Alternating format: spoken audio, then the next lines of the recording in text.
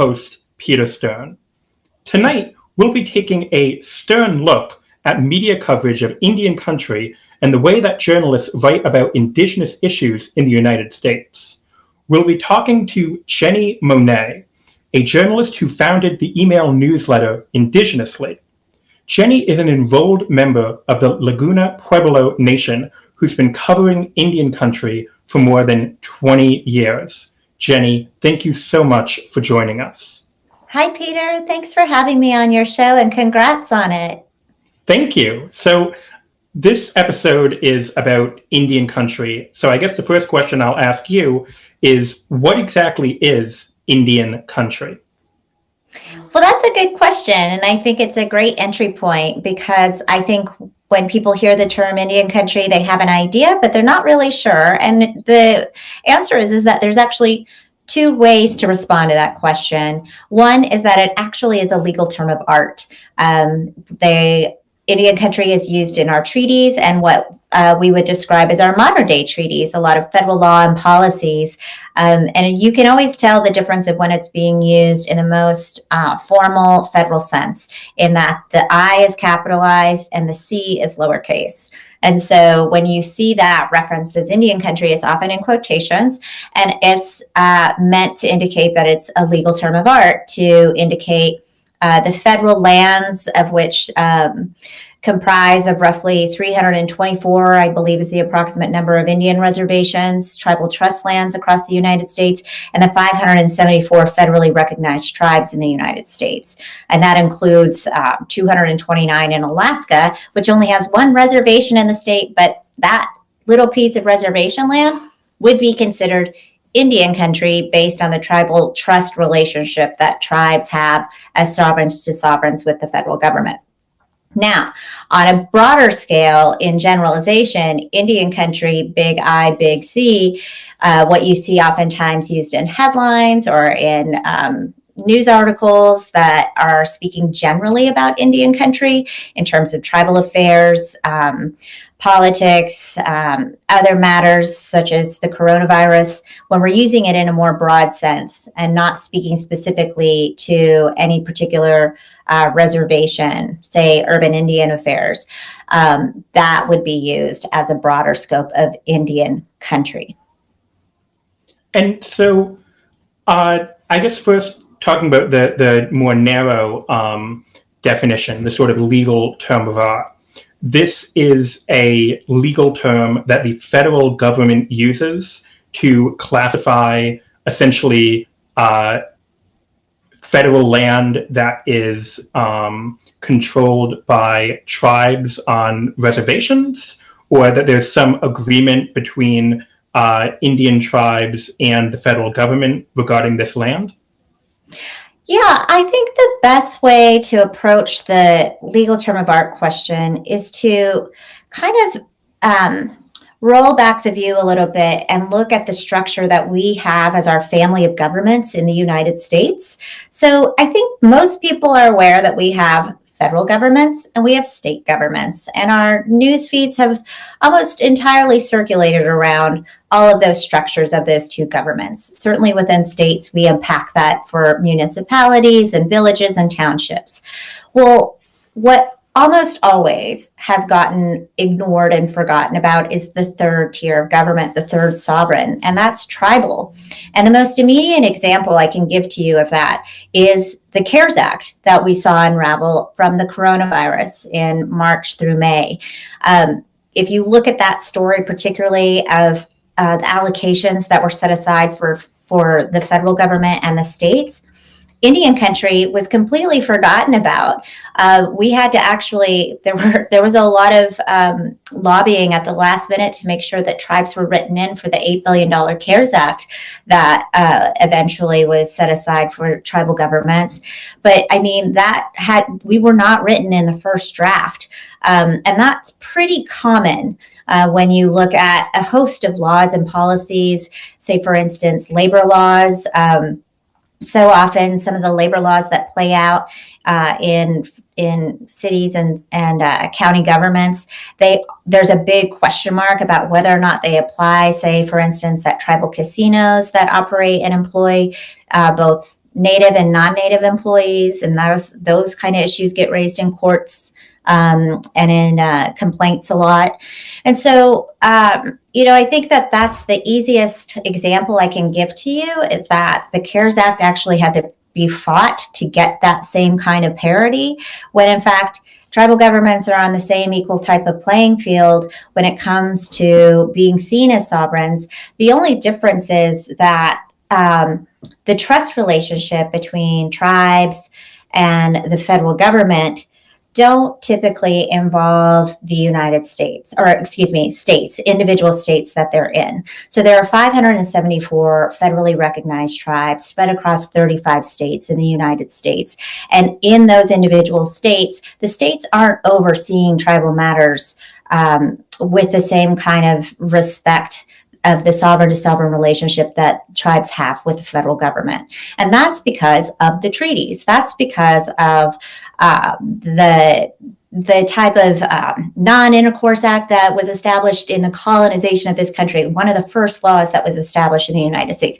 We didn't do that with states, right? And nothing really transpired in the development of the United States upon expansion. That relationship was solidified as sovereigns, and the whole basis of federal Indian law is based on that kind of trust relation, what we call the trust relationship with the federal government. And so the Indian tribes, these sovereign nations that have agreements specifically with the federal government. So it's not the case that Indian reservations fall within state law, even if they are located, like physically located within these states.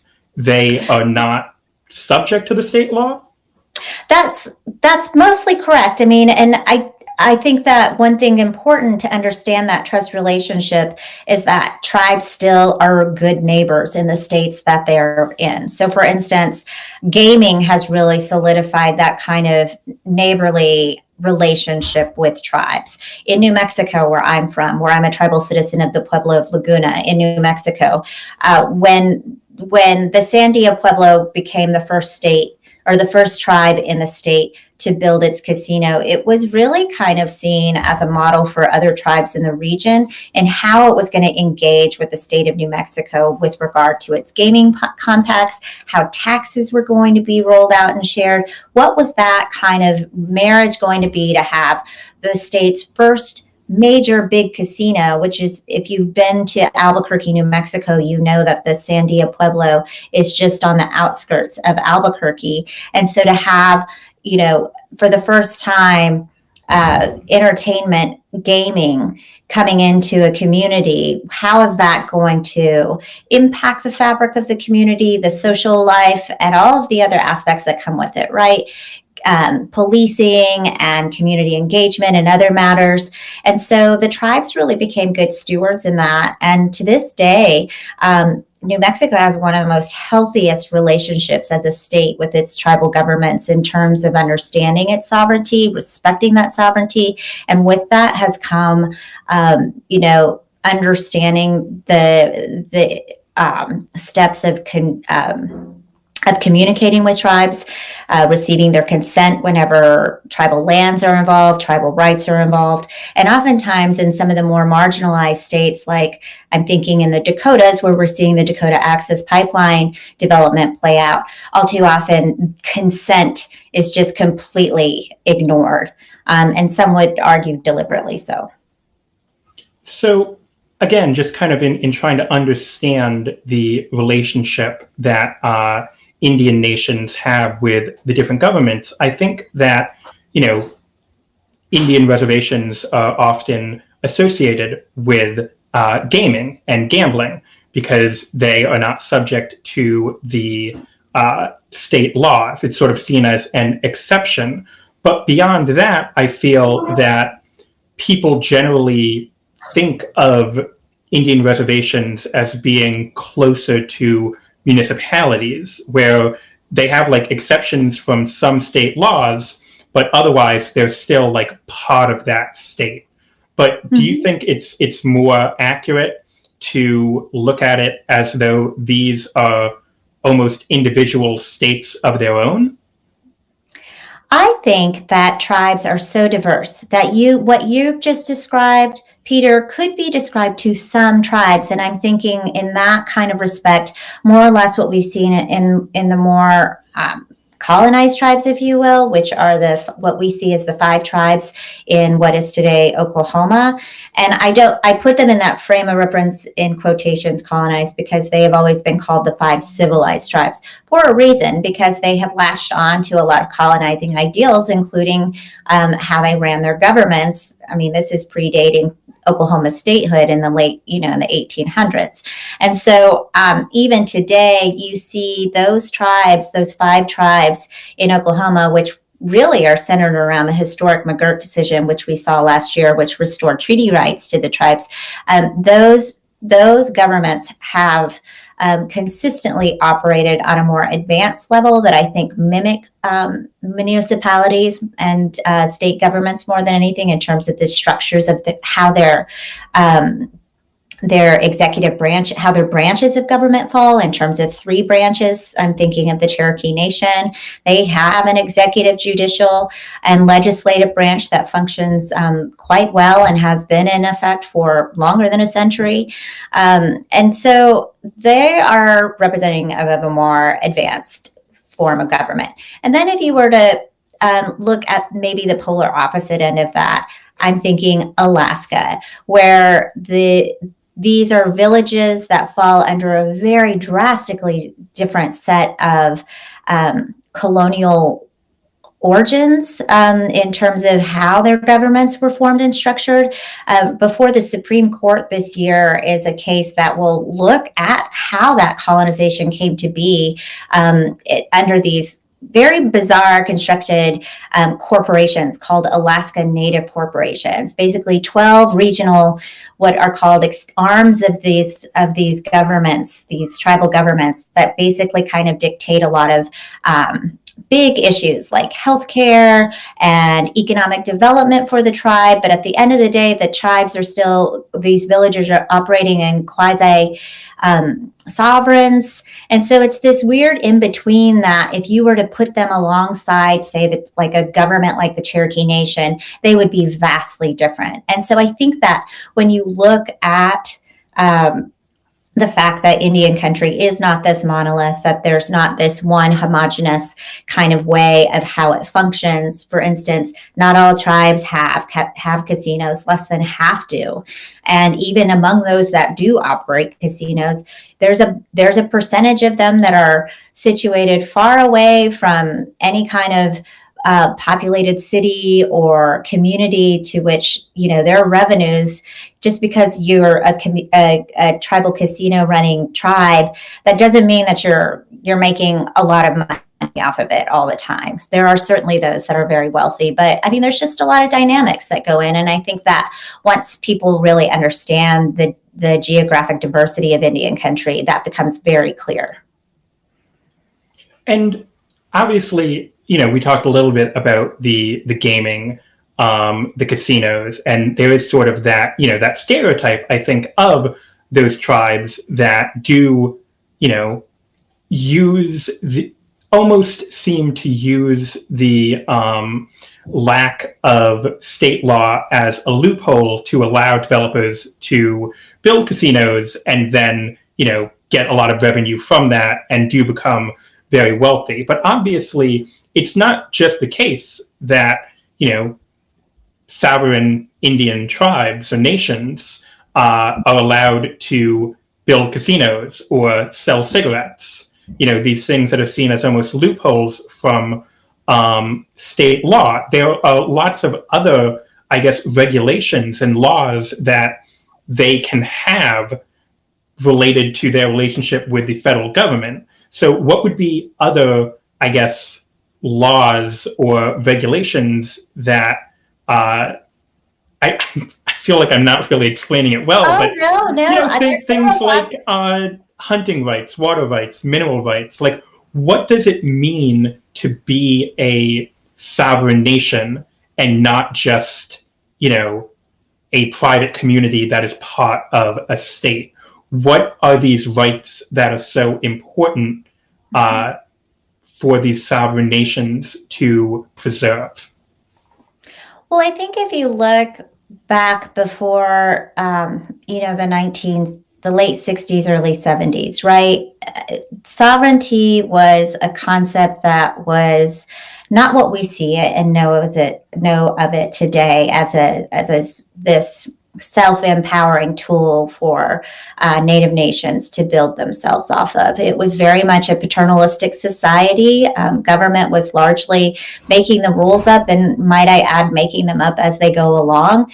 And it was an abusive record to at once try to even eliminate tribes from the 40s through the 60s in an era known as the termination era. And so what we saw under Nixon more than anything was a resurgence of tribes, a rebirth of a lot of tribal governments that had attempted to be dissolved by the federal government. And from that, there has been this building from the 1970s up until present day of tribes themselves in the modern sense, not only recognizing and understanding their own sovereign powers, but building upon it decade after decade. And what we've seen in the last 10 years, I would say, and President Obama is a big part of this, is his embrace of sovereignty in all of its concepts of nation to nation building. I mean, what we're talking about when we're talking about sovereignty today is that it is nation building, not unlike what we see in any type of other country around the world, particularly developing nations, which one would argue is what Indian country represents. And one could argue is what gaming represents in and of itself. It's an engine intended for economic development in communities that are already stymied by policies that keep tribes from taxing running themselves like any other kind of municipality in terms of tax base, revenue base.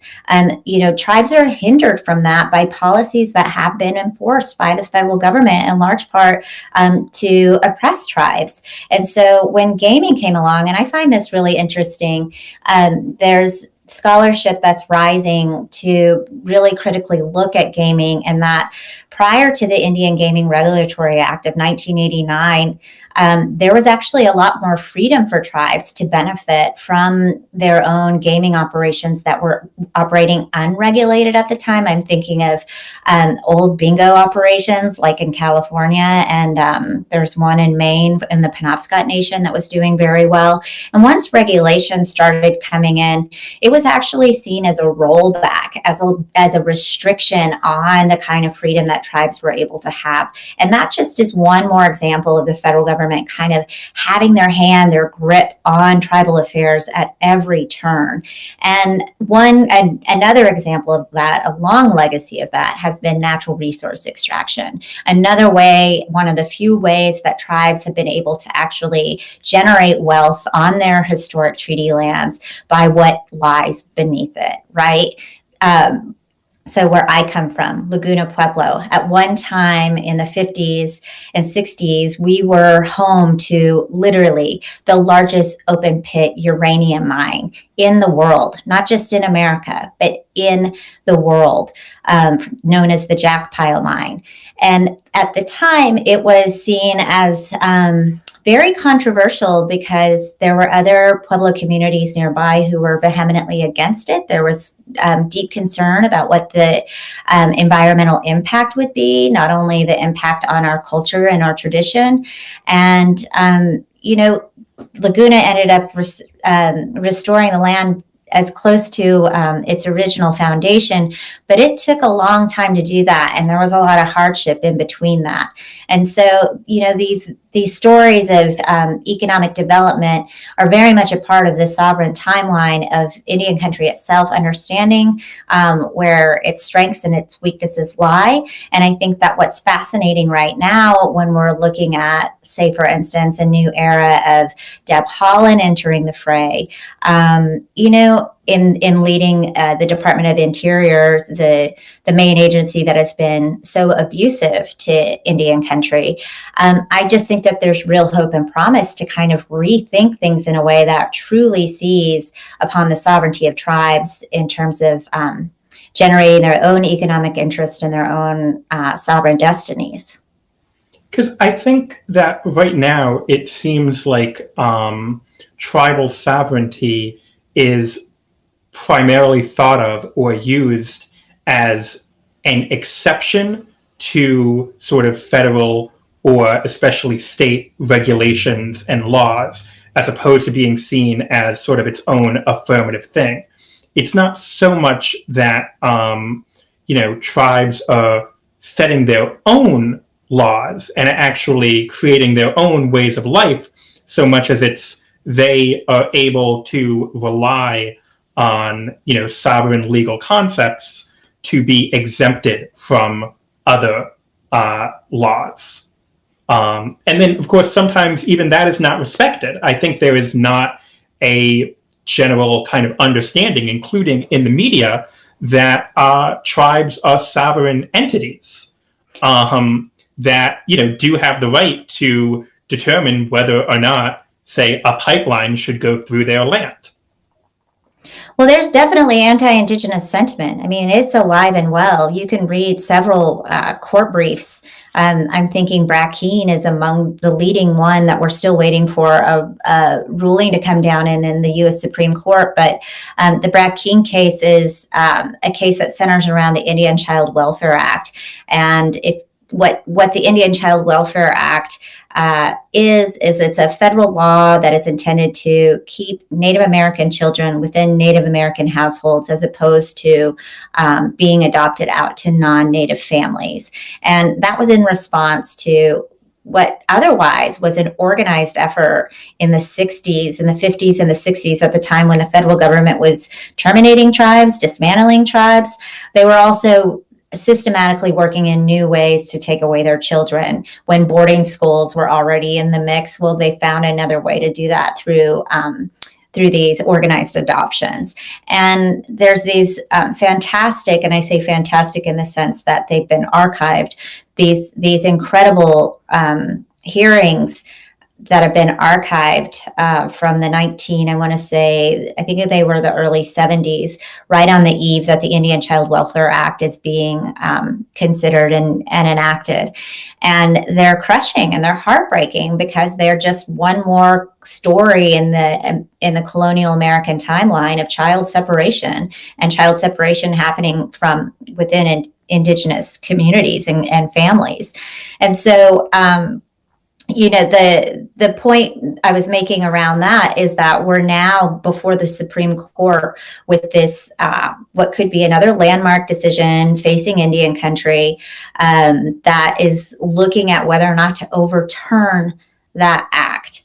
Essentially, it questions whether or not Native Americans are a race, basically what you addressed earlier, Peter, whether they're a race or whether they're these political identities that have a sovereignty with a sovereign relationship with the federal government. And that in of itself is also a very complicated and disruptive conversation to have.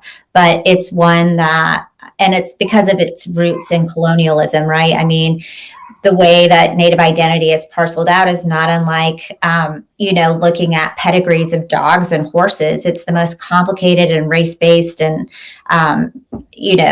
just dripping in all kinds of white supremacist roots of idealism. But unfortunately, it is what has structured the relationship that Native nations have with the federal government based on the frame of reference, the historical frame of reference that we're working under.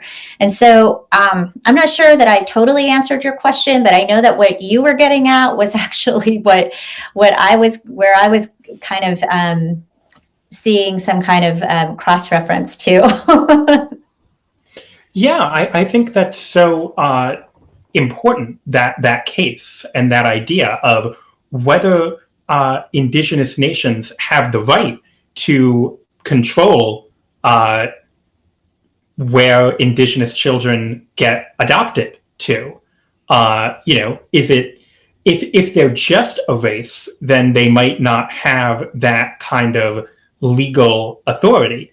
But if you recognize that they are sovereign entities, then they should have the right to make those kinds of laws and to have those laws be made by the federal government that would apply to them. Yeah, so there's this critical turning point that happens in the historical timeline. And I know I reference history a lot here. I'm shifting from the 1940s, 50s, 60s. Well, now I'm going to go back to 1934. And that was the year of the what's known as the Indian New Deal.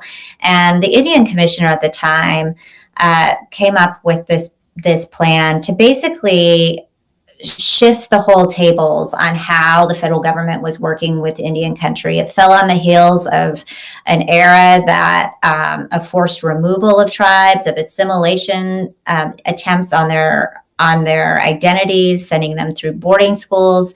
And so we're coming off of like some of the bloodiest, but also the harshest years the federal government had treated to tribes from the 1880s all the way up until the 1930s. And the Indian New Deal was meant to reverse a lot of that in terms of the allotments of lands, the erasure of native culture. And so the Indian New Deal comes in and works to empower and embolden tribes through creating tribal governments, right? Trying to formalize tribal governments through constitutions. And as part of these constitutions, and to kind of play into the sovereign relationship that Native nations would have with the federal government, they implemented and formalized for the first time what's known as blood quantum. And I've just come off of doing some really deep research about this, because there was a question of whether or not all tribes bought into blood quantum at the time or not. And it's still pretty vague. There's a lot of gaps in the archival timeline. But one thing is pretty clear, is that tribes, as sovereign nations at that time in 1934, had a choice to either not be a blood quantum tribe, which means not deduce themselves to pedigree calculus systems and just keep, moving on as kinship societies. But that would mean that they are not part of the entitled system and recognized by the federal government, meaning that any programs that any treaty protected programs that should come out that are managed and overseen by the Department of the Interior and the Bureau of Indian Affairs, any type of monies that get doled out, and any type of policies that are shifted, if they don't recognize your tribal citizenry within this frame of reference of 50% of at least blood, Indian blood or more, then you weren't considered a native, you weren't considered a tribe. And, you can go on and keep doing what you'd like, but in the eyes of the federal government, there was this very colonial structure of eugenics, right? This code of eugenics that was playing out. So I want to stop you there and sort of clarify what exactly was the difference between seeing tribal membership as sort of a kinship society versus moving to a sort of vision of tribal membership that was based in blood quantum, because wouldn't a kinship society also be based on lineage and pedigree? Not necessarily. I mean, tribal native nations were always based on kinship societies, based on who were in their family circles, and there just wasn't a lot of division. There wasn't a lot of separation. I mean, what happens and why we started seeing blood equations coming in is very much a European concept, number one. The Europeans brought it here. They mostly implemented it first with their slaves, and then they did not apply it equally to Native Americans, interestingly enough. If you look at the one drop rule is very much a way to keep people Black and make that population bigger, whereas in Indian country for Native people, the goal there is to reduce the size of the Native American population so that the federal government, by their treaty obligations, is not as obligated to that population. So the smaller that they make that population, the better. And we started seeing the first signs of blood quantum in around 1817 and the treaties that were still being signed then. Treaties stopped around 1871. And we started seeing blood quantum get entered into these treaties in terms of land divisions, who got what kind of land, how the power was going to be shifted, to the citizenry in terms of whatever kind of rights are doled out, whether that was in money or any other kinds of services of some kind. And you started seeing that being mentioned, not in all the treaties, but it starts to build. And it builds and becomes a really centralized methodology in 1887 upon what's known as the Dawes Allotment Act. And that really was the turning point in terms of looking at this colonial structure, this colonial idea of blood quantum, who is an Indian, right? And fractionating that off as a method to divide up native lands and to shore it up for the rest of the colonizers, plain and simple. And they kept moving those goalposts all the way until 1934, where they implemented a law that said you're either 50% of native ancestry or not, as seen by your tribe. And if you're not in that mix, you're not considered a Native American. And if your tribe doesn't see you as that mix, you're not a Native American. And that kind of set in motion this really emotional issue of mathematics, blood mathematics, that really weren't indigenous at all, but have been adopted by tribes as a matter of survival. So essentially, beginning in sort of the 1880s, the government started defining tribal membership as being according to blood, and that continued up to the 1930s, at which point the government basically said that we are only going to recognize you as a sovereign tribe if your basis of membership is blood quantum. So if you have another, idea of what constitutes membership in your tribe, then that was not something that federal regulations would consider. And so if you refused to consider the blood quantum, then you were not going to be entitled to any rights. And I think there's a very good comment here from Michelle Alexander, who's been commenting a lot on this broadcast, where they point out that tribal sovereignty should obviously mean that tribes get to decide who belongs to the tribe.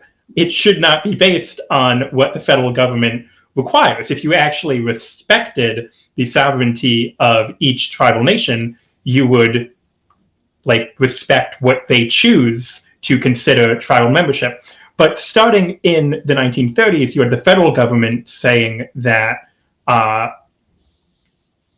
all of the benefits or the rights that would be accorded to indigenous people would depend on whether or not they were at least 50% Indian blood.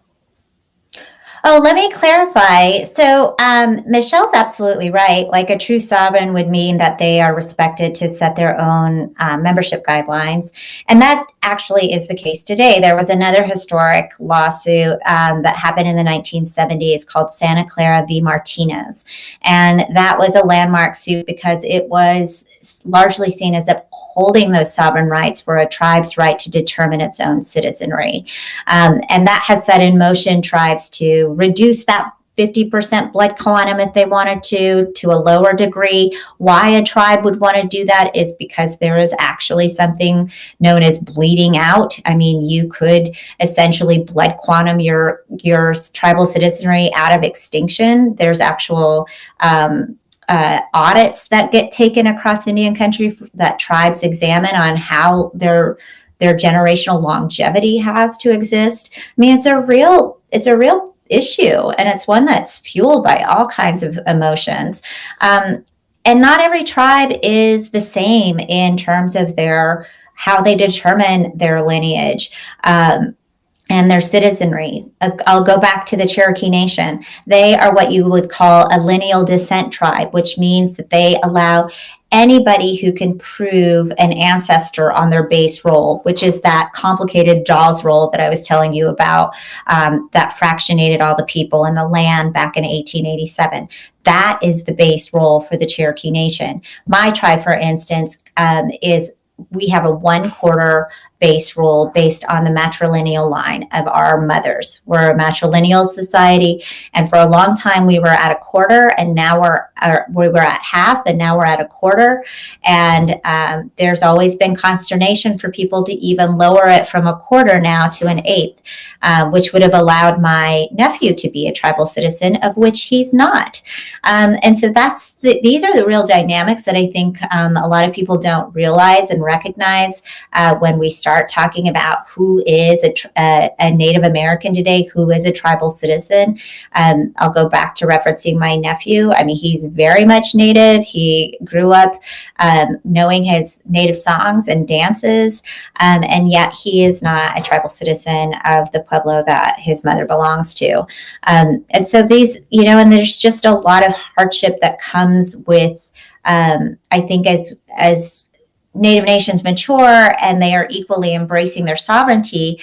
On the other side of that coin, there's these real kind of confronting issues that are pressuring tribes to really ask big questions about how they will manage their existence, moving on into the future. And I'll just say, and I'll wrap this part up, but the reason why a tribe wouldn't want, like my tribe wouldn't want to reduce the blood quantum is because it's somewhat based off of fear. There's this notion that, there's so limited resources to go around for poor tribal communities, that mean that there are more people that would try to come in to gather whatever resources are there.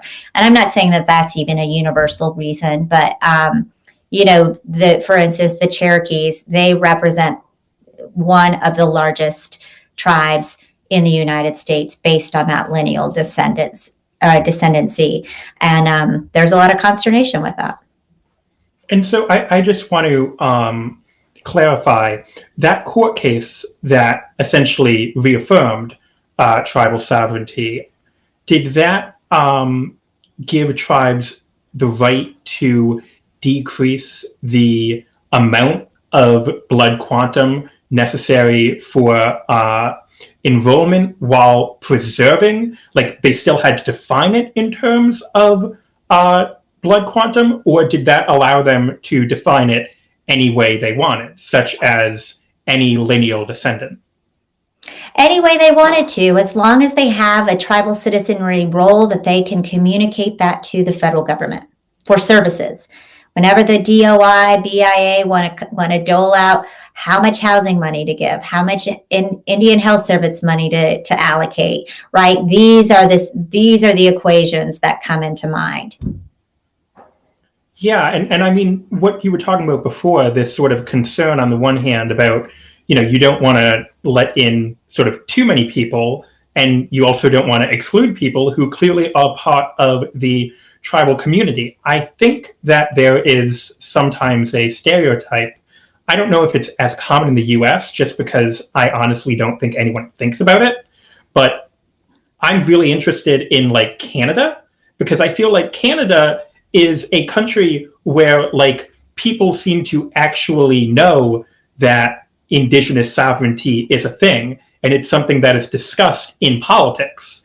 And like the Canadian government still exploits and oppresses Indigenous people, but at least it's something that people know about. Whereas here, I feel like people just honestly don't even think about it. But to the extent that people do, consider the rights that sovereign tribes are afforded, I think there is sometimes this concern or this stereotype that, people will claim allegiance or membership in a tribe, even if they don't have any connection to it, just because the tribe is going to make lots of money off of casino revenues, right? Like, if anyone can join, then everyone is just going to join to get that benefit. Oh, yeah, you've really just struck right at the thorniest issue of why this identity, this issue of identity is so emotional for a lot of people. And in fact, if you read the latest newsletter that we just put out for Indigenously, we call it Policing Indigeneity because it has become such an unavoidable issue in the last 2 months. And speaking to our neighbors to the north in Canada, there was one explosive case that unraveled around an acclaimed filmmaker who was outed by a bunch of Indigenous journalists who was falsely claiming Indigenous ancestry and was capitalizing it off of a really big way. She had won films. In this instance, she had used Standing Rock as her platform to win awards that are akin to our Academy Awards here in the United States. She was moving forward with major television productions. The sad part about that, her co-creation is this TV series called Trickster. And while the CBC, the Canadian Broadcast Corporation, which is executive producer of the program, isn't saying that her false claims to Indigenous ancestry were the reasons why that show Trickster got pulled, nevertheless, this one show, which is believed to be maybe the only series in the world, definitely in North America, that features an all Native cast and crew mostly, it got canceled. And as I wrote in my newsletter, when you realize that kind of representation, authentic Indigenous representation, is yanked from you because of an imposter, that empties you. There's a real violation that has been felt any time that this has happened, and it's not new. Indigenous imposter syndrome is like a real thing, and has been going on for longer than a century. And we're starting to see a new wave of it post Standing Rock. Certainly in this space of social media, it's really hard to, if you're not Indigenous, to zero in on the nuances of what to look for.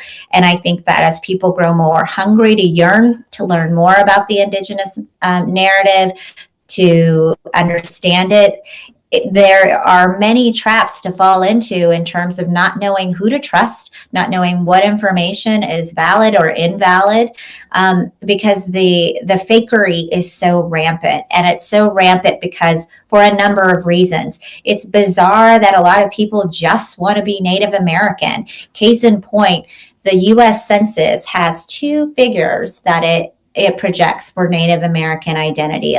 They call it American Indian Alaska Native identity.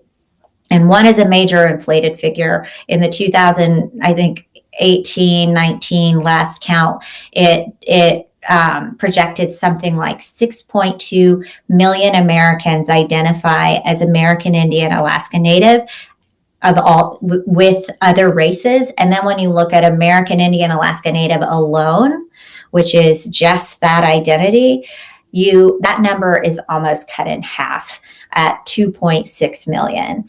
And it's just remarkable because when you actually look at the tribal citizenry figures collectively from all the 574 federally recognized tribes in the United States, they more or less match that smaller figure at around 2.5 million tribal citizens. So what that tells you is that half of the people in the U.S. Census that identify as Native American in that larger figure don't have citizenship status to a tribe. That doesn't mean that they're all fakes. They could be people like my nephew, but they also could be people like Michelle Latimer, that filmmaker that we saw in Canada that was, exploiting false claims to Indigenous ancestry.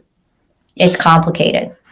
Yeah, and I mean, we certainly see instances of that sort of, racial fakery as well in the U.S. People claiming, African American or Latinx, Mm-hmm.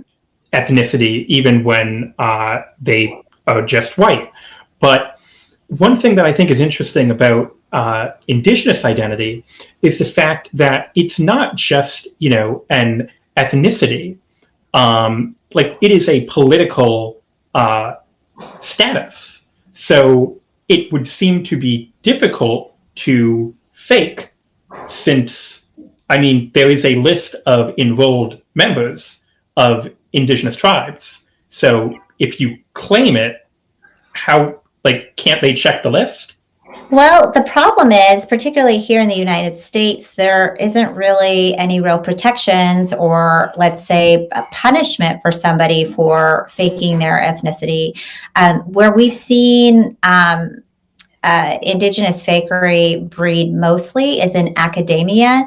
So one key case was Ward Churchill, who for the longest time was making claims of being Native American, riding off of scholarships, grants, tenureships based on having this kind of indigenous identity, and at the same time getting books published under that identity as some kind of expert voice in that space. And the I think Ward is a good example to showcase how difficult it is to challenge someone's identity, because there was a real push by some real influential Native activists and advocates. Suzanne Schoen Harjo was one of them. My colleague Jody Rabe Spotted Bear was another.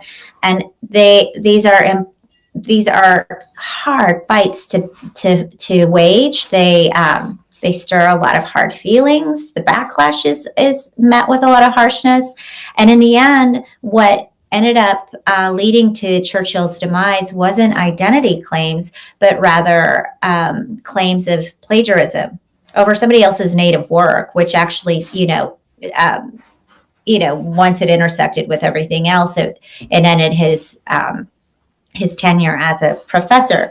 But, if we also look at Elizabeth Warren, there was all of this Boston Globe investigation, and, the Cherokee Nation got involved. And I think it really did not come to anything until the Cherokee Nation, as an official voice, came out and said, no, she's not on our rolls. We don't recognize her.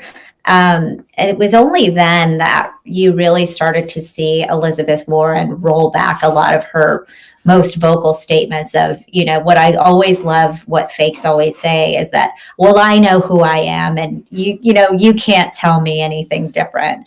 And I just think that, Native people are really good at sussing out who's legit and who's not. But it's also, as I wrote in my newsletter, they're just almost unwinnable battles to fight. And that's what's sad, because it keeps happening. Yeah, I mean, I have to say, I'm surprised that there are so many people faking indigenous identity in the United States, because I feel like indigenous people are so exploited that there isn't really any upside. Well, what I wrote the other day, you steal our land, you steal our kids, you steal our language. Like Canada, we actually have a law here in the United States that it prohibits. It's called I think it's the Native American Arts and Crafts Act, as opposed to the American Indian Arts and Crafts Act. But it's an Arts and Crafts Act, and you have to prove your tribal citizenry if you are going to market any wares as Native American. The problem is that it's a very limited space as to what constitutes arts and crafts. So does that include literature? Does that include films? Does that include journalism even? And the answer to those latter questions are no. It's really in the kind of more traditional sense of what you would see at, like Indian market, arts and crafts wares that get sold, tangible products. And so, but at least there is that protection. And there's an argument in Canada actually to adopt that and to expand that in the aftermath of the Michelle Latimer filmmaker incident, to set real penalty at this. And, it's just created it's an age-old debate, and it's not the last time we're going to hear it, unfortunately.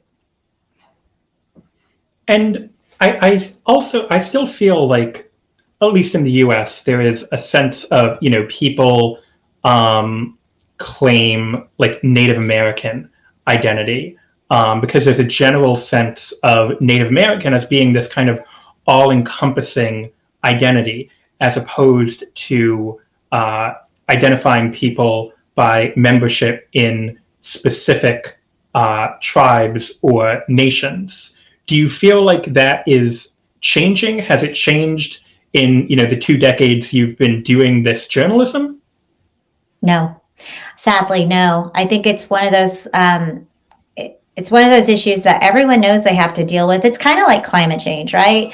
Like, we know that if we don't start changing our ways, that there's going to be gloomier days. And maybe we'll be gone, and we won't see that. Maybe we'll be on our way out, but our children and our grandchildren are going to have to contend with these forecasted problems that we know are in the path and in the future, but it's hard to wrap our minds around them, to make them an immediate problem for us to solve, right?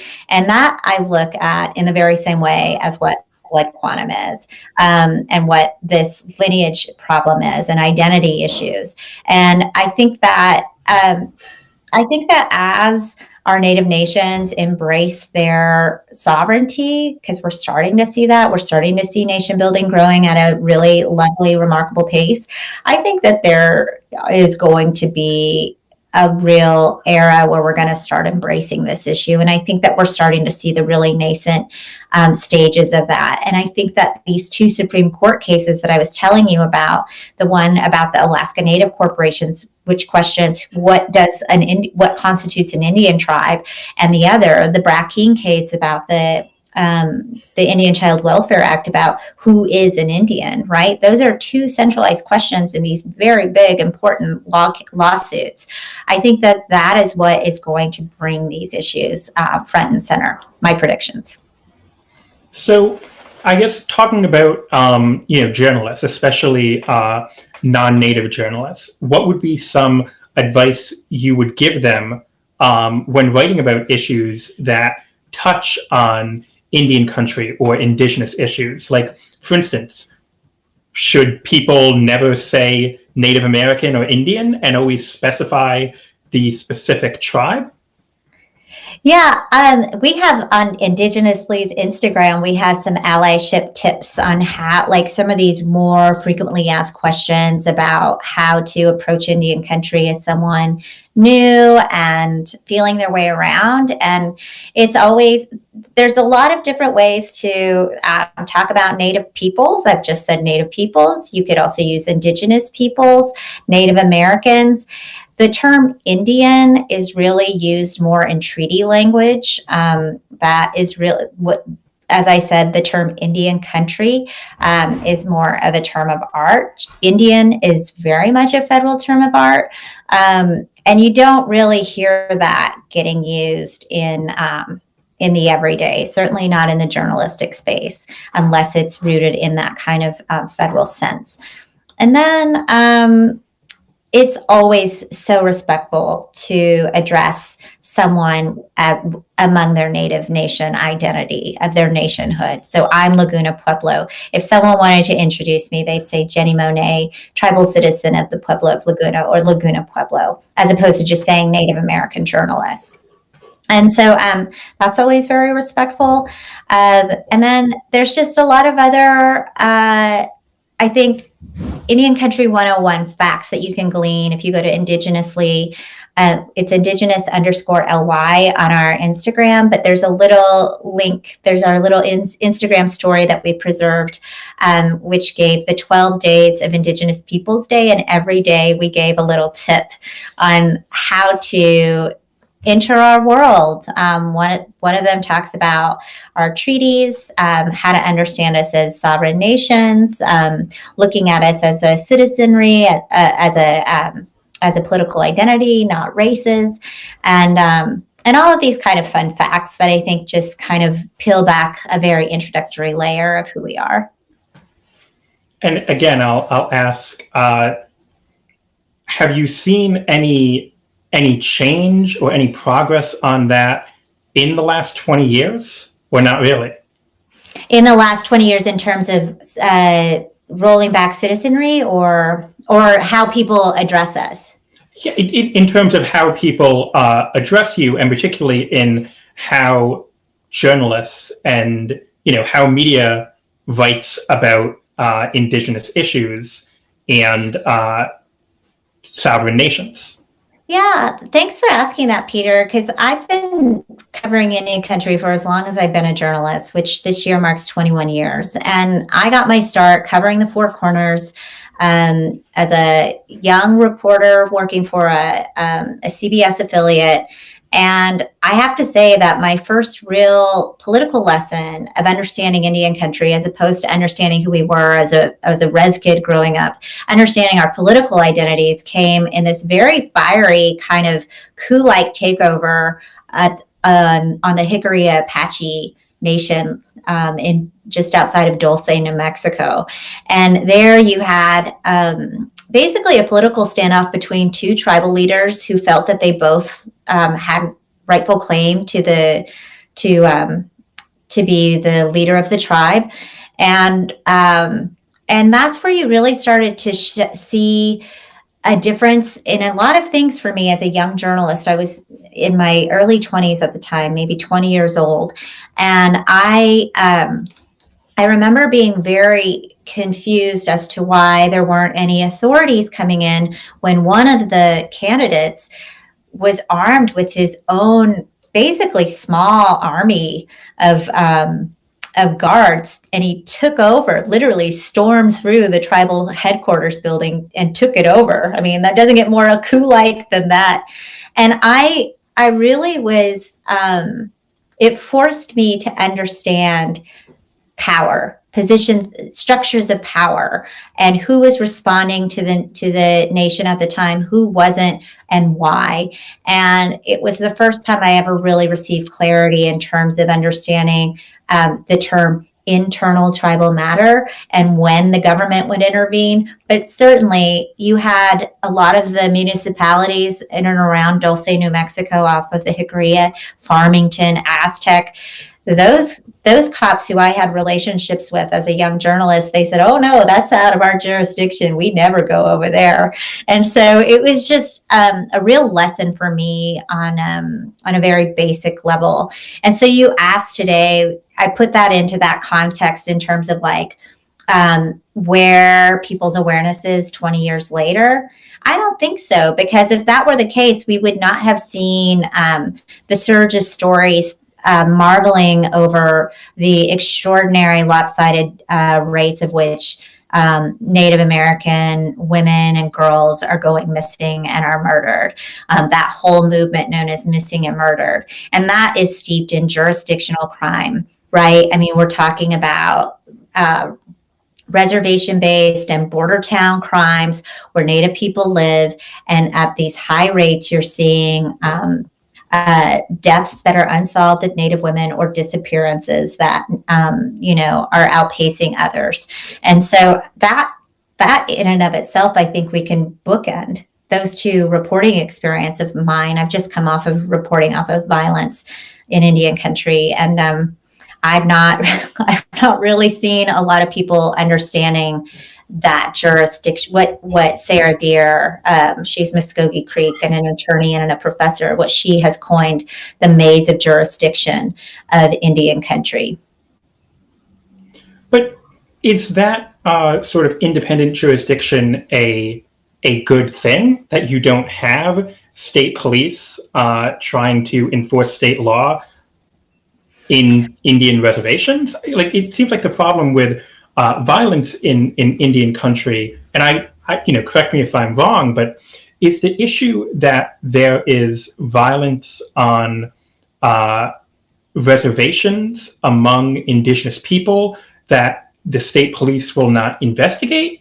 Or is it generally that people are being victimized on reservations by people who are not indigenous, and so the police would have jurisdiction to go after the people doing the violence, since they are not indigenous and they're just not doing so. Yeah, so if you go back to remember that family of governments I was telling you about and the three tiers, federal, state, and tribal, and how the state, you basically need to remove that because the relationship is really between Native nations and the federal government. That certainly is true when we're talking about reservation-based crime. When crimes are committed on the reservation that are considered quote unquote major, murder, sexual assault, burglaries, there's 7 crimes, and murder and serious assault are 2 of them. And when you start to look at those crimes and who responds, if your tribe has a police, basically, if the tribe has a police force, they're responding. But 9 times out of 10, that tribal police force is overmaxed, underpaid, understaffed, and you're basically getting a quality of policing that is so subpar that it might be best that you didn't have anybody respond. And then on top of that, if they are major crimes that are committed that we're talking about, say for instance that center around the missing and murder movement, those require federal officials to investigate and come onto the reservation. And what has been so chronic in the past is that federal investigators have declined to show up on the reservation because they too are understaffed and overmaxed and underpaid. And so what we saw coming out of the missing and murdered movement over the last 4 or 5 years, a grassroots movement that has its roots back decades, mind you. It's only been in the last 4 to 5 years that it's grown to, under President Trump, actually, in October, he passed 2 laws to once more try to enhance tribal justice programs. But that's been done before, right? Like we saw that even under Obama, where we started to look at where the gaps and cracks in tribal justice were.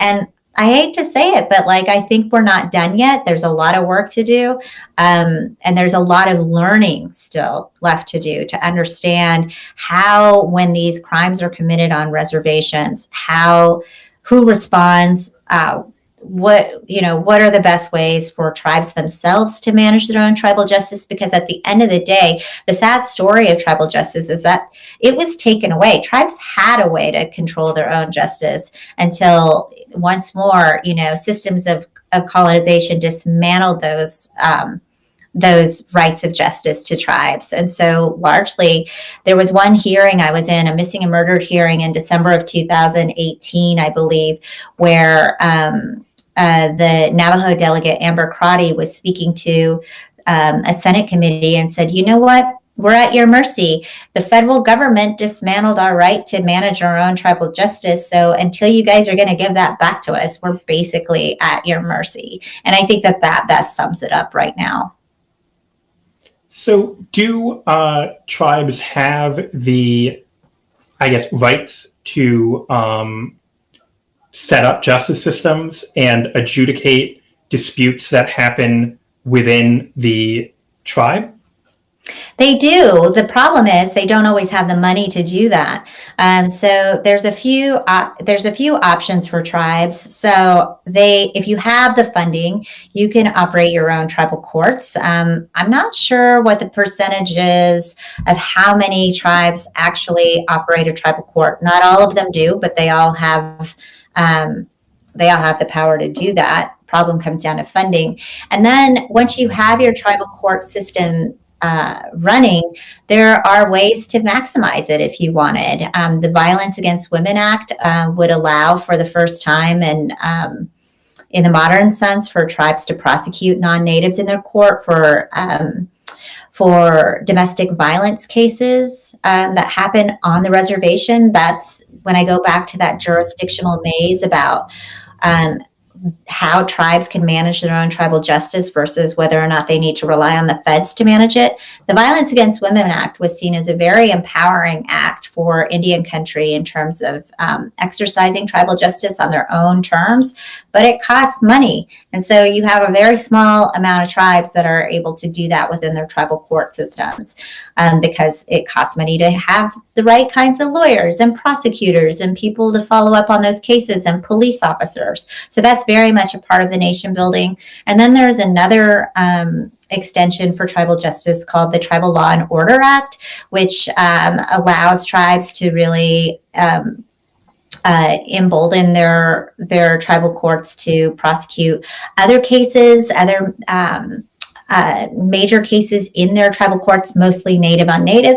But that when you start looking at native on native crime within tribal community, that might be violent, tribes could essentially go after those, but they need to fall under this very special dimension called tribal law and order, TLOA.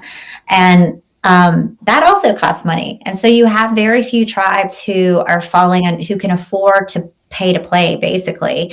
And those are the kind of conversations that I hear are playing out after covering violence, where I've been covering violence now and crime in Indian country for the last 3 years.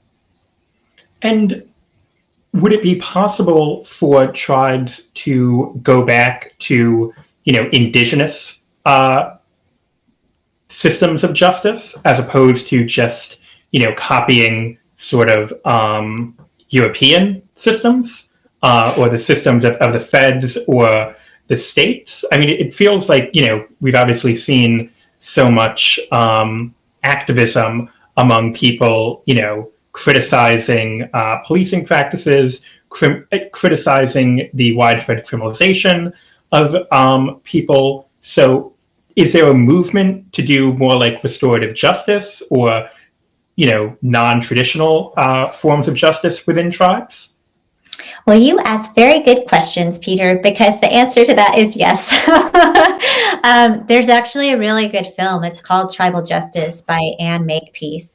I recommend it to a lot of people who are trying to understand in a more human way the tribal justice system, but also looking at where the sovereignty lies in taking back those justice systems on an indigenous level. The Yurok tribe in Judge Abby Abenante's court actually is a model program for what's known as tribal restorative justice.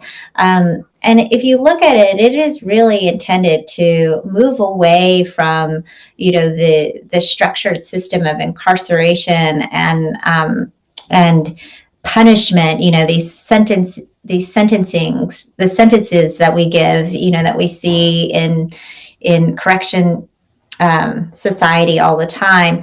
And on the Yurok Nation, obviously this doesn't apply to all crimes, but the ones that certainly not the major crimes, right? Those are handled on a federal level, but non-federal cases. And I want you to think like, harassment charges, stalking, for instance, these kinds of cases that might be related to historical traumas or,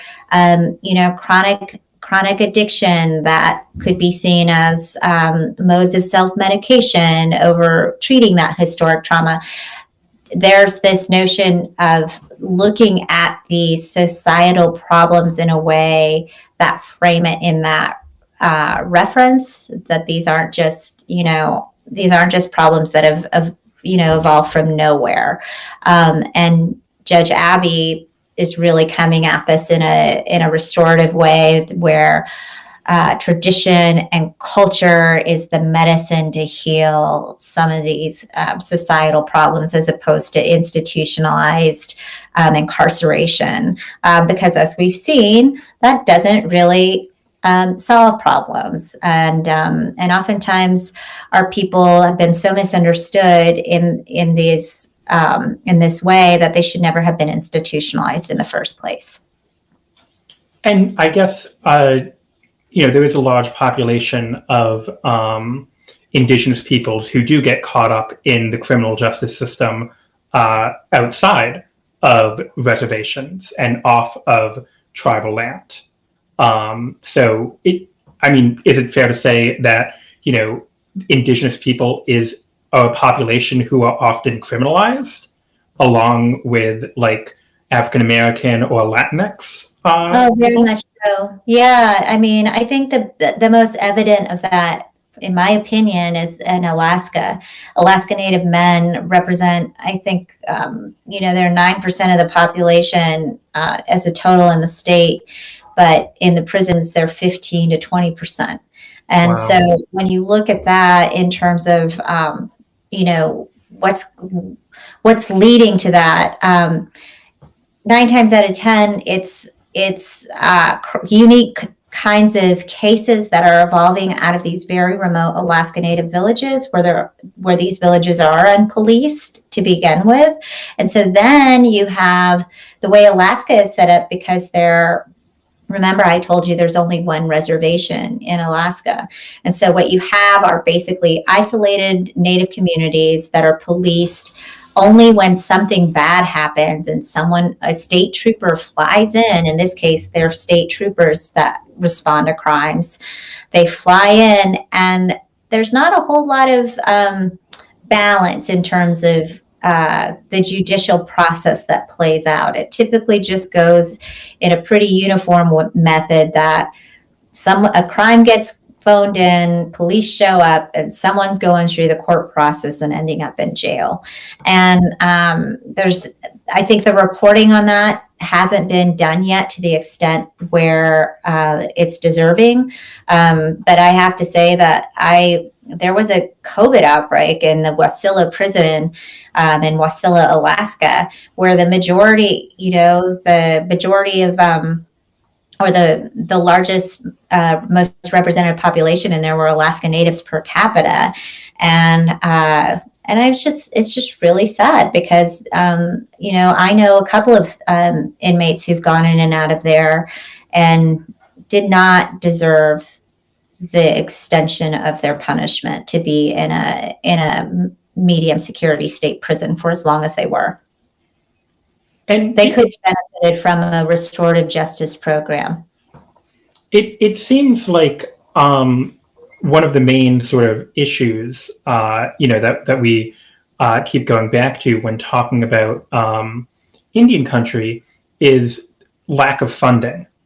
And so what are, I guess, the structural issues that are preventing tribes from being able to fund their governments at like the level of a state or even a city? Is it because they are not allowed to levy taxes on the people who live on tribal land? Is there just a lack of economic opportunity on reservations? And, where does that come from other than, just obviously being a continuation of historical discrimination? Well, I think first and foremost, it's honoring the treaties. And I know that gets thrown around a lot as a slogan, but it really actually has an economic impact across the board, because when you look at what the treaties represent, they are a prepayment for the lands of which Native peoples negotiated with the colonizers at the birth of this nation, right? I mean, these weren't just agreements that were made for peace. They started out that way, but between somewhere around 1817 and 1871, it was all about the land. And in exchange for that land, there were promises for peace, but also protection, right? Protection which came in the modern sense, for healthcare, education, shelter, housing, economic defense, right? And so when we look at the federal government today, and the Bureau of Indian Affairs and the TIRA programs that come down, they're not entitlement programs. These are treaty protected programs. And in 2018, we saw the U.S. Civil Rights Commission, once again, 10 years later after its last report, talk one more time about the Trail of Broken Treaties, right? And how this has become the economic stain on the American timeline. And one that can be remedied if they were to fully honor the trust relationship, the trust responsibility that those treaties have obligated the federal government. And I think that that's a really hard thing for Um, for non-Indigenous people, certainly policymakers to understand, because I think it's rooted in this very kind of colonial view that these lands, these treaties, they were something that happened far, far in the past, that these somehow expired. These agreements were somehow expired. There's this historic court case, Supreme Court case, that came out. It's called the Oneida v. Sherrill, and it deals with the Oneida Indian tribe in New York. And Ruth Bader Ginsburg, rest her soul, it marked her legacy as being anti-Indigenous because she wrote the opinion in that piece, which actually was against the Oneida tribe. And it was a land issue. The Oneida was trying to defend its treaty lands in the name of their treaties and their sovereignty. And Ruth Bader Ginsburg had this famous line saying, "The embers of tribal sovereignty have long ago turned cold," meaning that these agreements no longer are valid in our modern society. And it was really a hard decision that Native people felt like they would never rebound back from, or it would take a long time to rebound from that kind of thinking. And that is why a decision like the McGirt decision that we saw last year, which restored treaty rights in a very celebratory way, and to admonish Ruth Bader Ginsburg's reputation, she ended up being the key swing vote, critical to vote in favor of that decision. So, I think that also adds to the symbolism of what that McGirt decision represents as well, is that we've come a long way, and that these treaty agreements, these historic documents, they aren't expired. They're very much a living and breathing part of our existence. And I think that as we go into a Deb Haaland Department of Interior, if and when she is confirmed, those treaty documents are going to become a little bit more of our modern day, everyday conversation. And I think that this kind of talk that we're having right now is just going to become more and more common in our everyday lexicon, I hope. Yeah, it'll be more like Canada, where this is a topic of discussion among politicians and journalists, as opposed to in the U.S., where it's largely just ignored. But I guess in talking about treaty rights, because that's something that I think we've talked about a lot, and we talked about some of what that means, but I just want to go back to what you were saying about, healthcare and economic defense. So there are rights under some of these treaties signed between indigenous sovereign nations and the federal government that require the government to provide certain services, certain programs. Mm-hmm. Yes. So, in the treaties, they weren't writing in the 1800s, we're going to create the Indian Health Services. That evolved, through the policies. But the treaties were the foundation under the protection plans that those treaties promised. Another thing that the treaties promised were protections at the hunting and fishing grounds of which tribal lands were situated. And sometimes those hunting and fishing grounds weren't always on the reservations proper that got parceled out to tribes, but they were seen as subsistence economies, right? So when we're talking even about economies in their very basic forms, non-monetary, for tribes, subsistence economies were their ways of survival. And so, these were the origins of a lot of the programs that we're seeing in the modern sense. The Indian Healthcare Service, right? That starts to become deeply rooted in a lot of the policies shaped around Indian child welfare separation with boarding schools. And they've just modernized themselves into this present sense where, unfortunately, they're pennies to the dollar that get funded. I think what we saw prior to COVID was that for every dollar that gets spent on the Indian Health Services, the federal government was paying in basically at 16 cents. So if that gives you a sense of how underfunded these programs are. Indian Health Services is probably the most chronic, but they're all chronically underfunded. There's just been, when you look at where wealth inequality lives, that's just one major example, obvious example, and an aspect.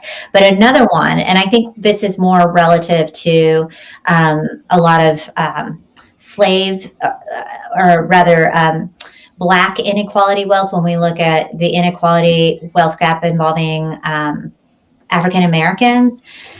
It's about the land and what kind of land was lost in the South, or at least property rights that were lost to the South, heirs property, and how the laws were basically rigged against Black homeowners who lost their properties, basically torn up or ripped beneath them from a lot of really shady local laws that were getting passed at the time to basically swindle Black homeowners out of their very precious lands. A lot of them that sit on, where country clubs now live.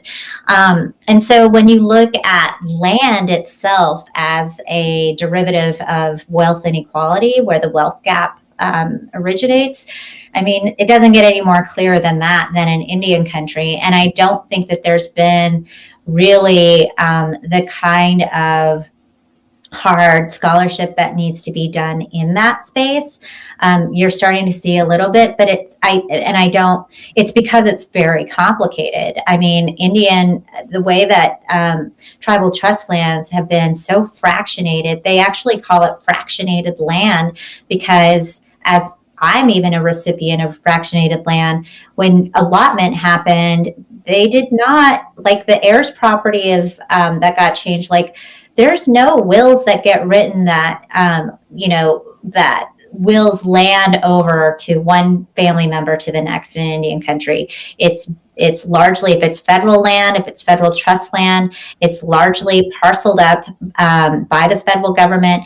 It's and then it's divided among families, so that you could basically have a small parcel of tribal trust land that has been allotted to your family with dozens of owners that are part of that. And I certainly am an owner to a slice of some sort of tiny piece of acreage up in Turtle Mountain, where my father is from. And that you see that all across Indian country. And so land ownership is something that there's also just a major deficit.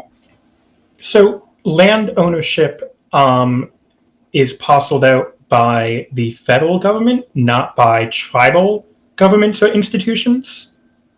Say that again. What's the question? So land ownership is parceled out by the federal government, not by tribal governments or institutions? That's right. So like Alaska, let me go back up to Alaska. They're the only ones that really have what we call fee simple land. They own the land outright, although the way that they're structured under those complicated corporations. And so the way that they manage the land, what they do to the land in terms of a lot of mineral extraction, I mean, that was kind of the basis of making those fee simple lands. But here in the United States, they're what are called trust lands, held within the trust of the federal government, and they have been basically patriarchally dictated by the federal government to tribal nations, and as allotments. That's what we saw in the 1880s play out, basically carving out, carving out pieces of land and divvying them up among people. And then there was this awful thing called surplus lands. And surplus lands basically was an easy excuse for settlers to basically take what wasn't given and reserved to Native Americans. And in those allotments to Native Americans, there just was no real thought to go into how those lands would be passed on to families. And so what has happened now, over a century later, is that you have these parcels of land that have just been divided up over the generations so that no one really owns the land.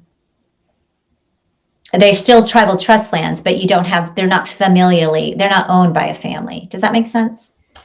Sure, but then where are people living on reservations? Do they not necessarily own the land that they're living on? It's allotment land. So this is a really interesting personal story. We have an allotment plot on Laguna Pueblo, and there was some kind of 99-year lease that came up right around the time that my grandmother was dying. And somehow that paperwork did not get filled out. And that lease for that parcel of land adjacent to my grandmother's house got somehow kicked back in through the system of the BIA, where the regional BIA, where this land allotment plot came open. And because there's so little land plots on each reservation, all of a sudden, who had ever been waiting in line for a long time, because usually it's a long time, all of a sudden we had a new neighbor living on our family plot of land, which isn't that large. We had a new neighbor move their mobile home onto what otherwise had been a historic family plot of our land, of our family land. And we really didn't have a say in it. We had missed the deadline. We had missed the paperwork somehow.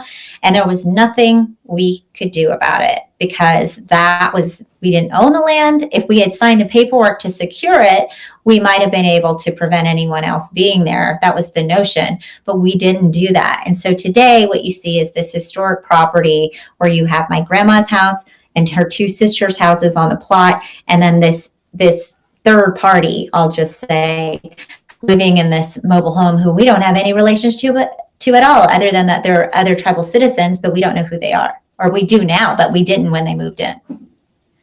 And so there is a backlog of people who are trying to live on reservations? People have been on list for decades trying to get land so that they can either move a mobile home in or move some kind of house in.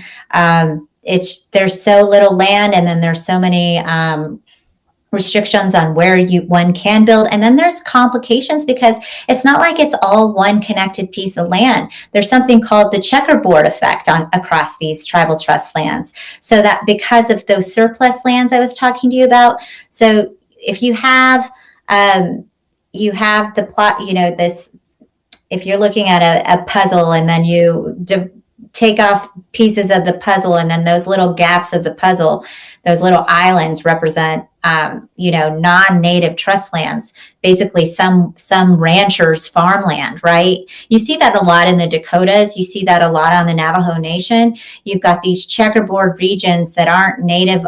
They aren't tribal trust lands. You don't have natives living on them. You have some white rancher living on there, but it's still, an island in the sea of an Indian reservation, basically.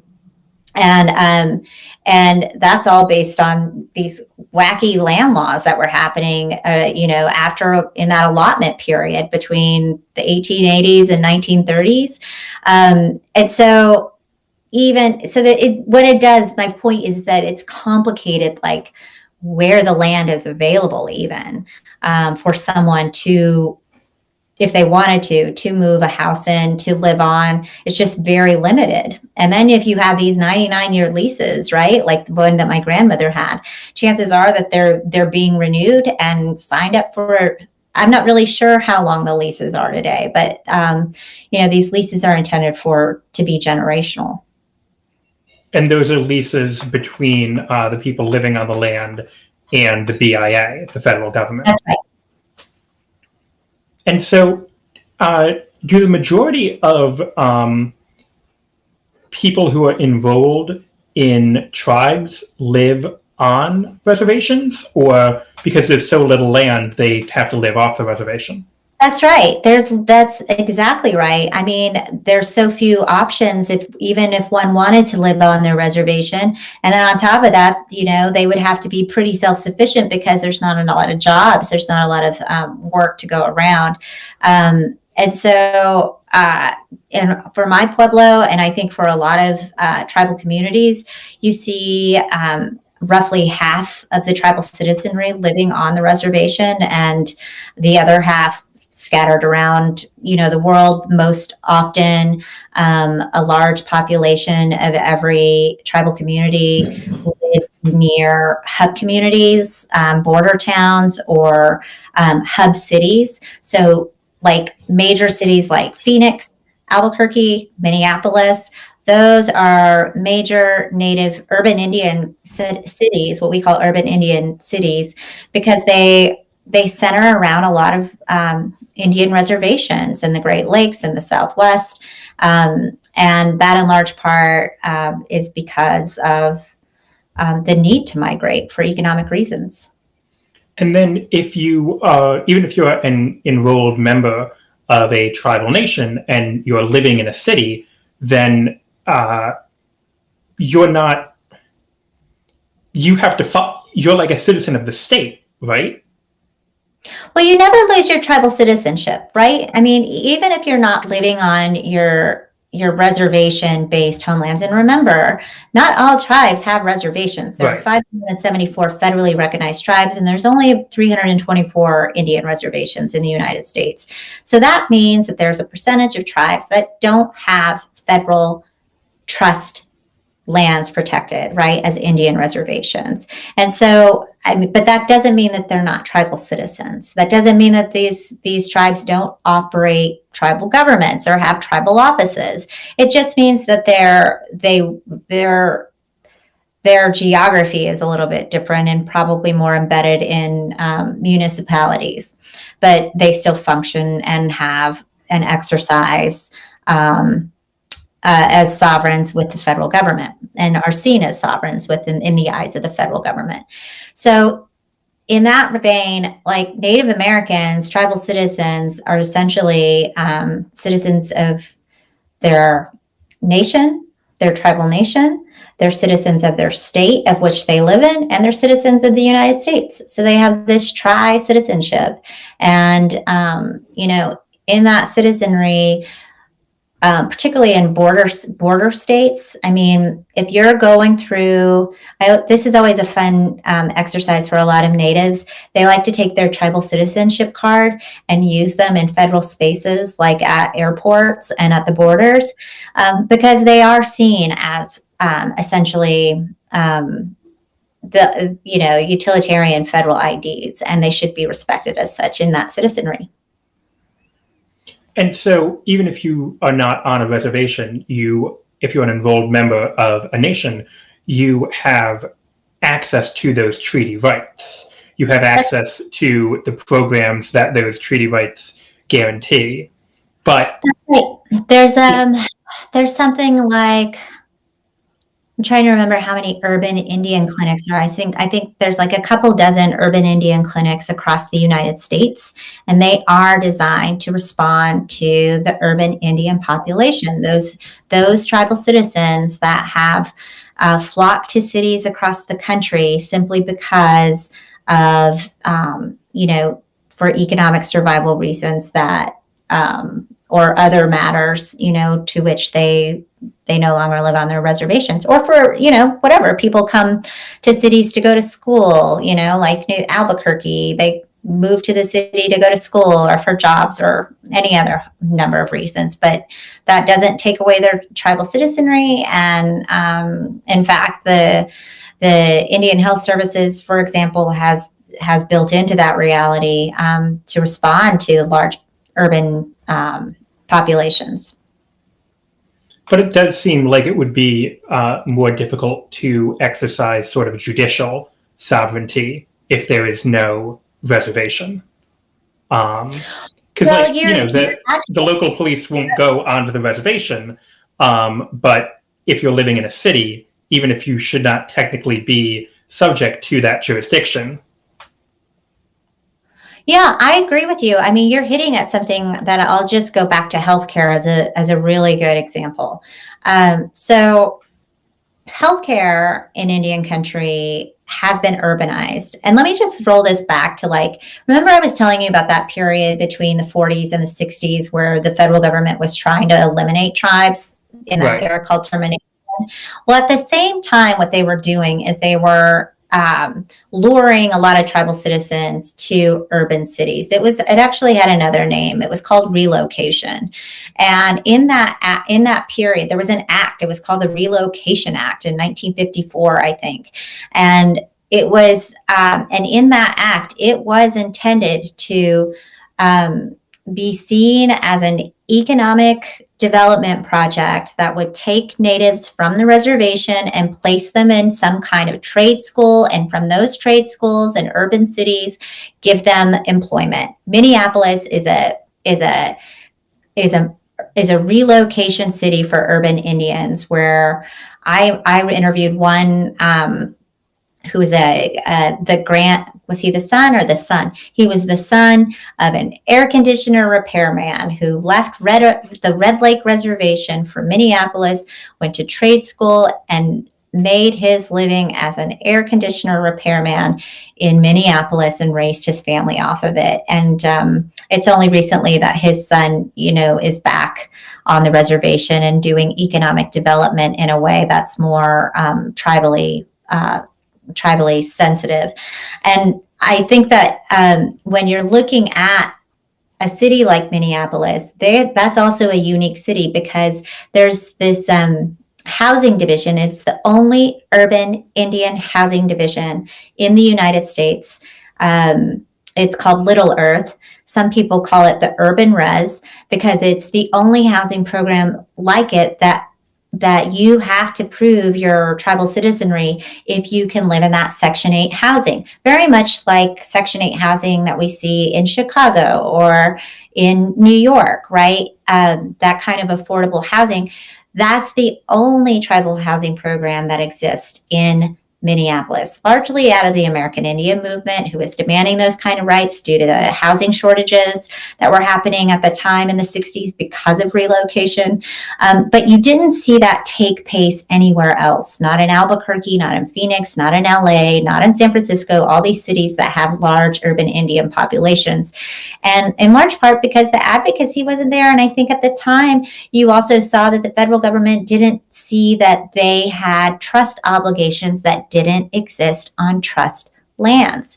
And so where you see that kind of trust responsibility living most in that relationship in urban centers is through healthcare.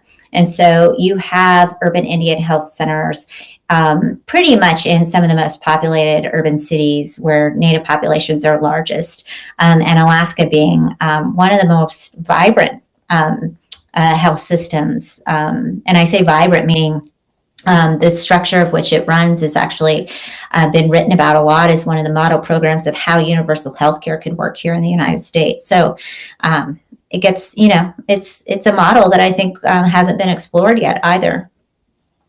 But what's interesting about that, though, whether the Section 8 housing or the healthcare, is that would be accessible to anyone who is an enrolled member of any federally recognized tribe.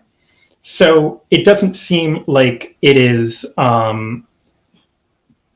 necessarily based on specific treaty rights in treaties between specific sovereign nations and the federal government, if it's open to just all, it seems like it's sort of that it's treating all enrolled Native Americans as being part of one sort of class, as opposed to being citizens of specific sovereign nations. Yeah, so there are about 375 treaties that got ratified between that period, 1817 to 1871. But not every tribe signed treaties with the federal government.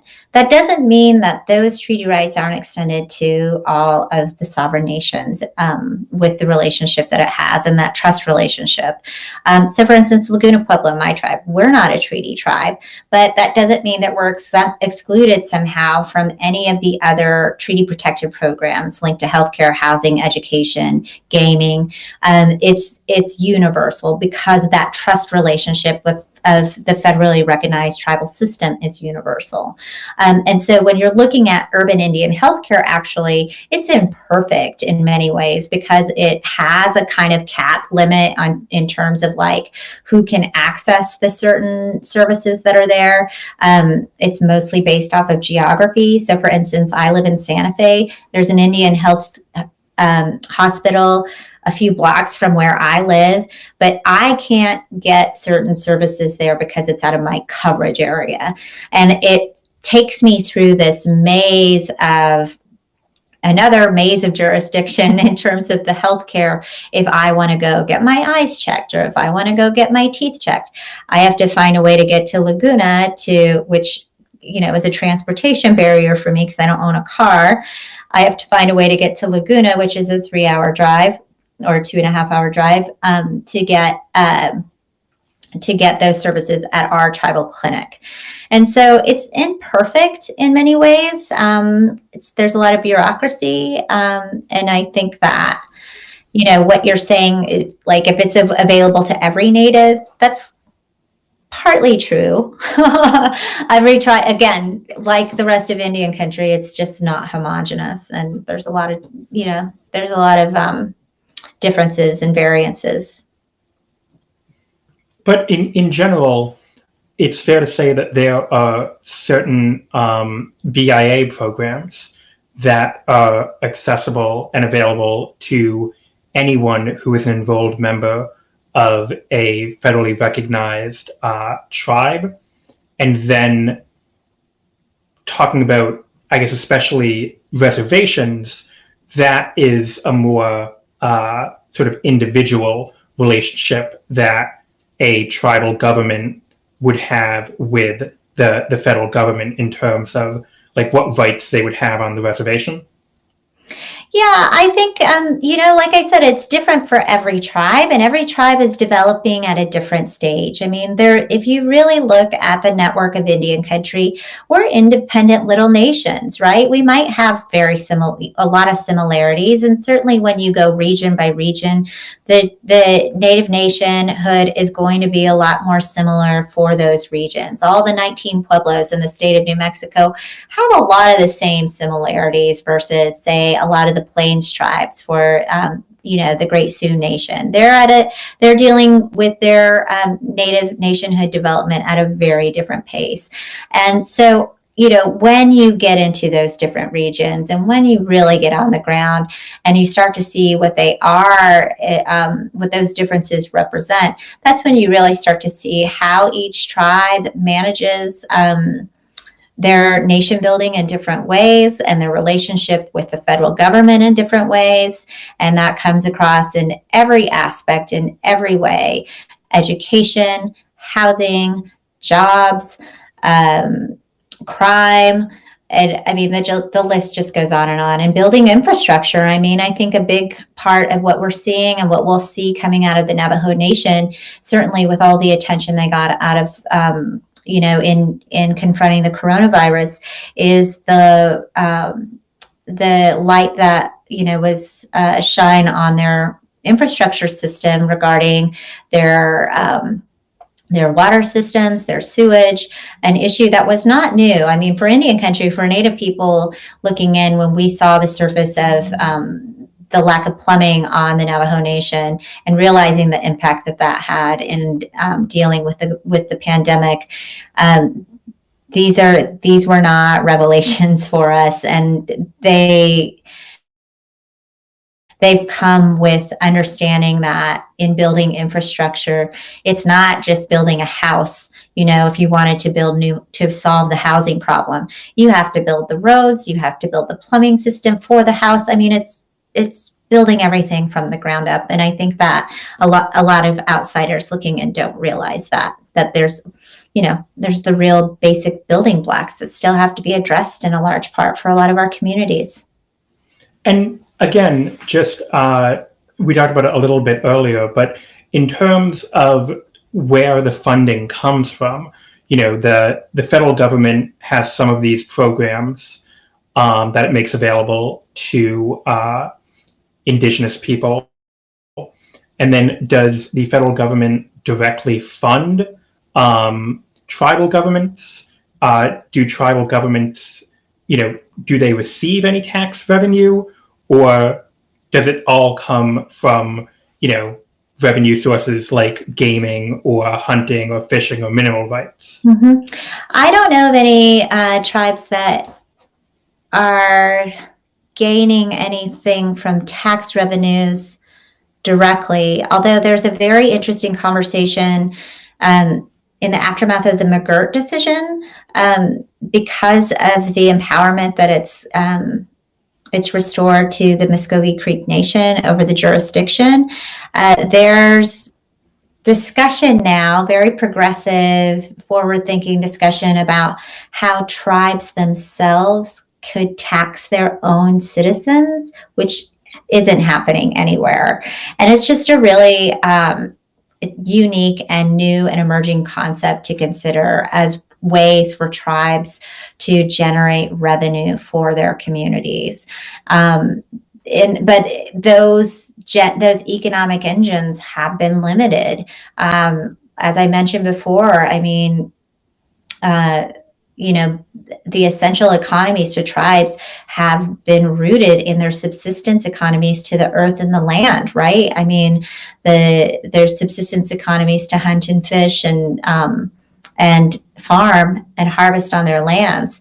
And so when that's been compromised and continues to be by, environmentally harmful projects, natural resource extraction projects, or even climate change itself and the impacts that climate change is wielding. I'm thinking of North Arctic communities who are dealing with coastal erosion at an alarming pace. We start to realize and see what where these economies can be uplifted and fulfilled, and looking at new ways of how to do that. And I think that that's, again, what I have to say about Representative Holland coming in and looking at new ways to approach it. And I think that approaching this through a climate lens is also going to be very beneficial. Yeah, because certainly, tribal nations are at risk from climate change. Yes, there's a lot. There's a whole lot of discussion to have about that in terms of where tribes sit in that agenda and how that could really be a boost for tribal sovereignty. I think that, it's not an overgeneralization to see Native nations as the stewards of the land in many aspects. Today's Native advocates and leaders see themselves as guardians of these treaty rights that were signed with our ancestors, and the treaties that promised us healthy water and land.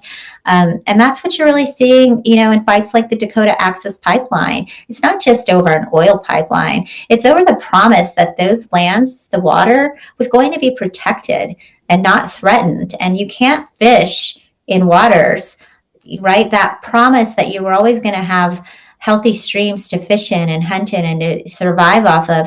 You can't do that if all of a sudden you have an oil spill that's going to contaminate it.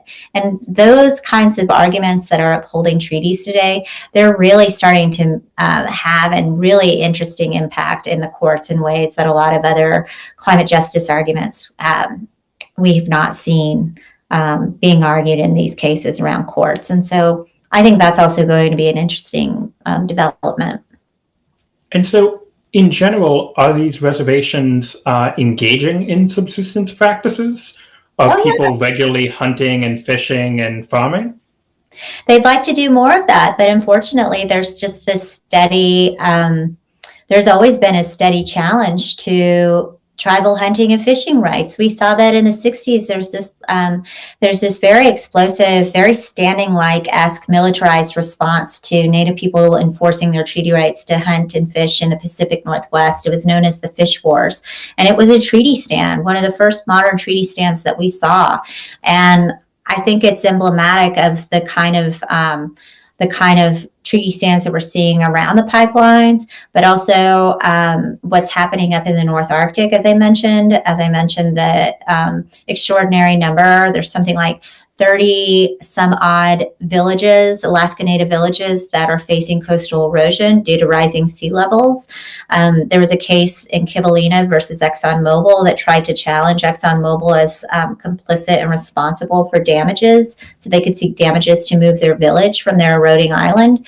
And that failed, but I don't think that the fight is over, because the argument there again is that you can't have these treaty promises that, upheld the right to hunt and fish your indigenous homelands if you don't have healthy ecosystems to do that. Therefore, the treaty would be abrogated. And so I think that that's where the climate justice narrative becomes very critical and important as we look forward. So it's almost 2 hours. I don't want to keep you all night, although I really enjoy talking to you.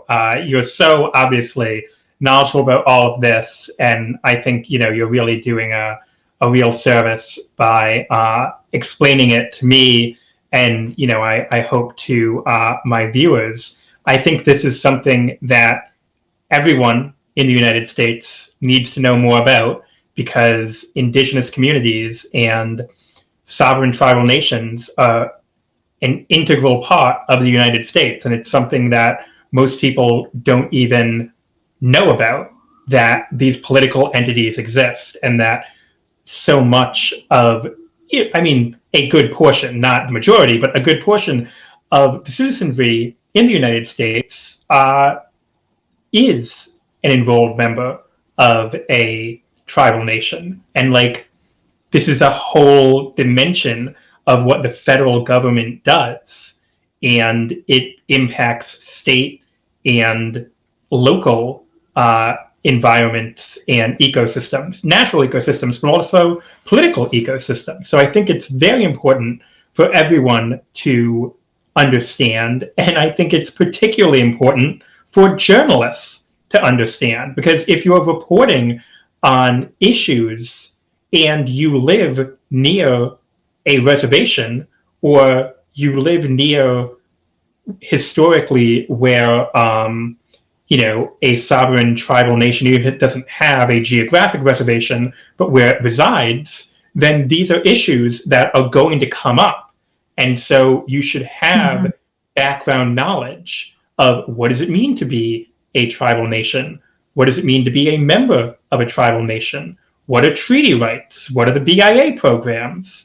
And so I'm glad that you said this is information that's available on the Instagram account, Indigenously, right? Yes, or you could just follow the newsletter. It's packed with all kinds of good details every week. We drop a new edition every Friday. It's a Friday night newsletter meant for you to really just enjoy over the slow, steady weekend. And we pack it with a lot of stuff you're just not seeing in your newsfeed. And so, yeah, I encourage everyone to subscribe to Jenny's newsletter, Indigenously. Go to indigenously.org to do that. But before we go, Jenny, in general, what do you think people, and especially journalists, need to keep in mind? Uh-oh, I think we lost Jenny. And let's see if she comes back. I think she'll come back.